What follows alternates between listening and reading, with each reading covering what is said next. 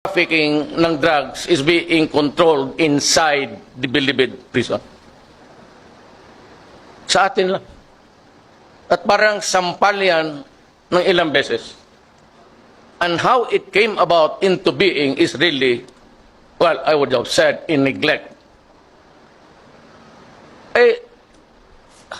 How can it happen na kung mag-inspection ka sa Bilibid, you have to ask permission from the idiots inside? Ay, nako. This is my first day.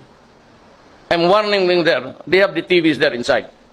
Kaya napasyal ako noon, pagpasok ko, I was there to see, I accompanied Pastor Kibuloy to pray over kay Webb, yung anak ni Webb, who was in Muntinlupa. At pagdaan ko doon sa death row, sabi, oy, Mayor, akala ko naman taga Davao. Sabi ko, ang rami niyong taga Davao na kulong ah. Sabi na hindi, Mayor, mga Ilocano kami, halo-halo, mga waray. Nakikita ka namin sa TV. Well, the TV is there now. Magbilang kayo ng araw. Magbilang kayo ng araw. Sa ginagawa ninyo, do not be the solution of it all. May problema dyan, hinihiya ninyo ang gobyerno, sinasampal ninyo kami, magbilang kayo ng oras. Ayaw ko ng araw. For as long as the greed for money is there, the very corrosive effect of money has had an impact on our society.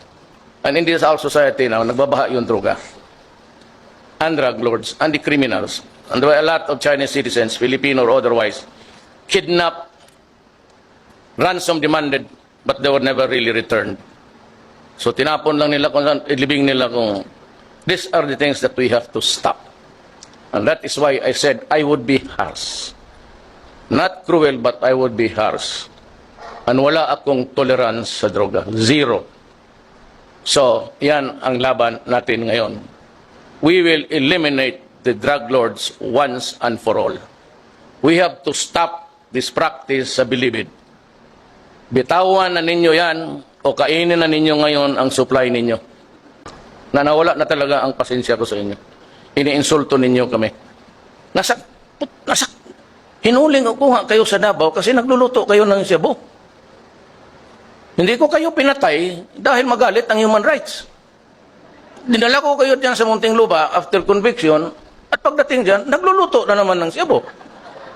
Anong klase? We'll just have to make some adjustment. You know, there is always a time for everything. There is always a time for you to make money and make a mockery out of our laws. There's always a time for you to be in control even if you are inside the prison. But there is always a time to rest and to die. Ganon ang buhay.